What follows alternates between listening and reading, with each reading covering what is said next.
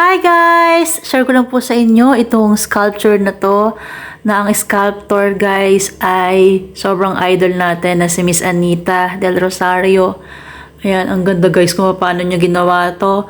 Gamit syempre ang kanyang mga kamay na talagang sobrang mabusisi talaga niyang ginawa. Sobrang ganda. Ayan, sobrang bait niya guys. Katabi ko siya sa upuan at sobrang bango pa niya guys. Ayan, pinakita niya sa akin yung mga iba pa niya mga gawa, mga sculpture niya na may hawak na paso, may hawak na banga. Ayun, sobrang humble niya guys, super.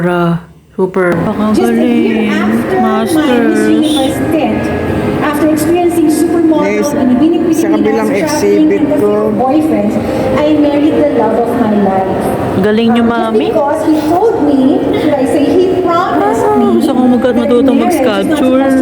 Guys, iba't iba yung medium na ginamit niya. Merong wood, merong perlas, may resin. Ayan, metal. Sobrang ganda guys. Sobrang ganda. Na-mention niya na may mga tao na rin siya nakatulong niya mag-cut, ganon. Ayan, at recently bumili sa kanya guys, si Sir Cayetano.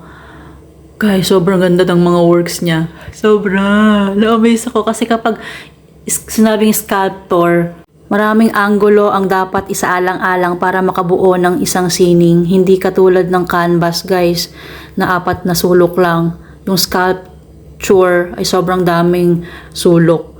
Ayan guys, si Sir Cayetano na bumili guys ng sculpture ni ma'am. Guys, million guys ang halaga ng isang sculpture ni ma'am. Ayan po guys yung studio ni mami. Sobrang ganda, sobrang linis. Huwag nyo na guys tanungin yung studio ko kasi kabaligtaran, magulo. Magulo yung studio ko. Ayan, maraming salamat po Miss Anita del Rosario sa i-share nyo po na experience nyo. At ayan, ang sayo ko lang na nakilala ko siya. Yay! Hey, thank you so much guys for watching. Bye!